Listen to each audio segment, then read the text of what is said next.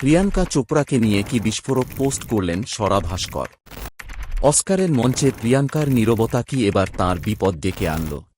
অস্কারের মঞ্চে অভিনেতা হাভিয়ের বারদেম যখন মুক্ত প্যালেস্তাইনের বার্তা দিচ্ছিলেন, তখন পাশে দাঁড়িয়ে থাকা প্রিয়াঙ্কা চোপড়া শুধু মাথা নেড়ে সম্মতি জানিয়েছিলেন। এই নিয়ে নেটদুনিয়ায় সমালোচনার ঝড় উঠেছে। সম্প্রতি স্বরা ভাস্করের নামে একটি ভুয়া পোস্ট ভাইরাল হয়, যেখানে প্রিয়াঙ্কাকে মুখোশধারী বলে আক্রমণ করা হয়েছিল। তবে স্বরা নিজেই সামনে এসে স্পষ্ট করেছেন যে সেই পোস্টটি তাঁর নয়। তিনি সাফ জানিয়েছেন, বিতর্ক তৈরি করতে হলে তিনি নিজেই করতে পারেন, অন্যের কাঁধে বন্দুক রাখার প্রয়োজন নেই। স্বরা এই বিভ্রান্তি দূর করলেও প্রিয়াঙ্কার নীরবতা নিয়ে বিতর্ক থামছে না। আপনাদের কি মনে হয়, বিশ্বমঞ্চে এই ধরনের স্পর্শকাতর বিষয়ে কি প্রিয়াঙ্কার আরও স্পষ্ট অবস্থান নেওয়া উচিত ছিল? আমাদের জানান। এই ধরনের আরও আপডেট পেতে লাইক করুন এবং সাবস্ক্রাইব করে পাশে থাকুন।